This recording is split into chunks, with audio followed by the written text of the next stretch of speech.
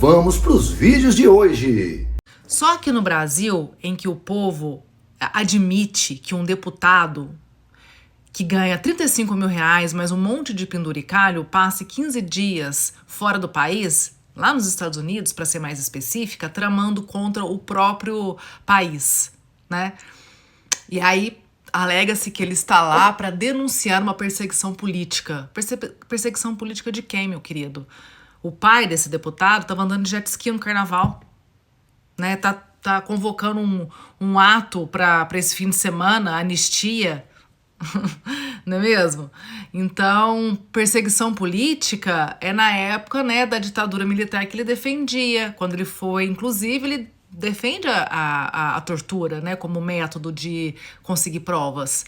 Nesse caso do paizinho dele, tem provas fartas sem precisar torturar ninguém, né? Só com a burrice bolsonarista que é, né, inata dessa classe toda.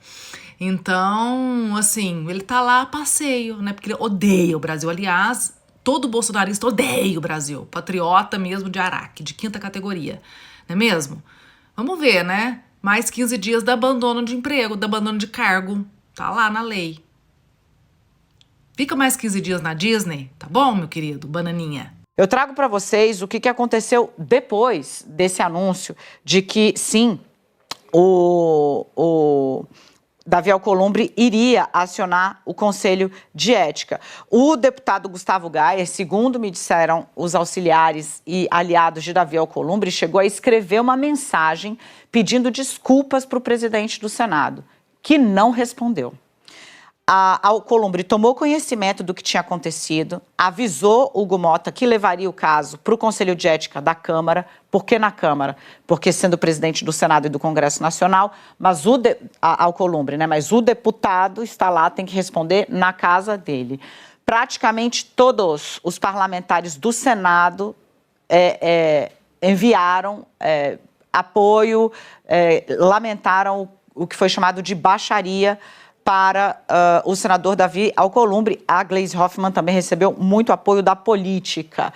O deputado Gustavo Gayer foi lá nas redes sociais, apagou o post, né, no qual insinua ali, faz insinuações de cunho sexual sobre a ministra e o presidente do Congresso Nacional, e depois manda uma mensagem para o presidente do Congresso, Davi Alcolumbre, que simplesmente, como eu disse, decide não responder. A postagem ali pedindo desculpas, né, dizendo que não teve intenção de ofender o presidente do Congresso Nacional, não colou.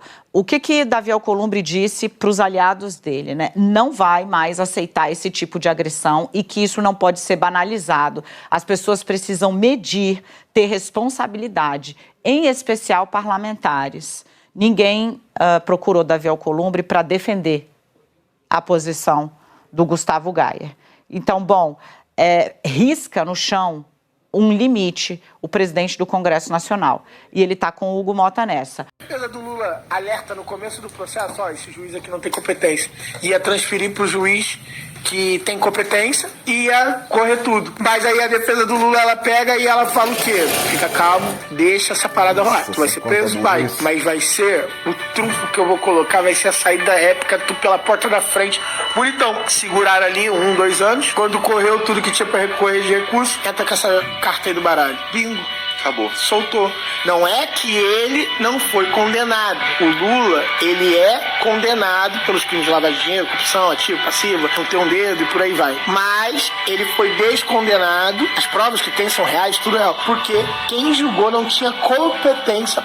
Olha, eu detesto comentar aí o caso do Lula, porque as pessoas confundem interpretação do direito com partidarismo.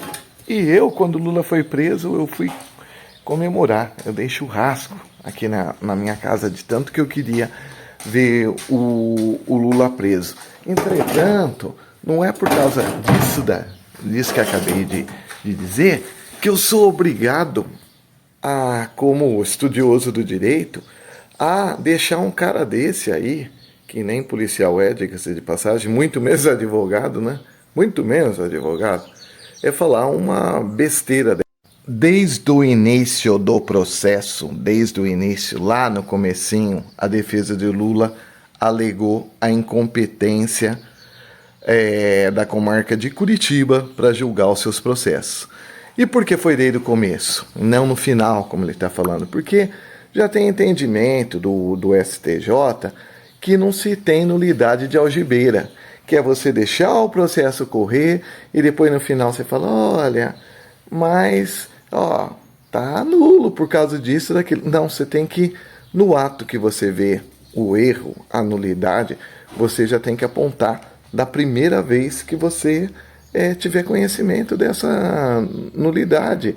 E a defesa de Lula, desde que entregou a resposta à acusação, a defesa prévia, já colocou lá, olha, esse juízo é incompetente. Então, esse rapaz está mentindo.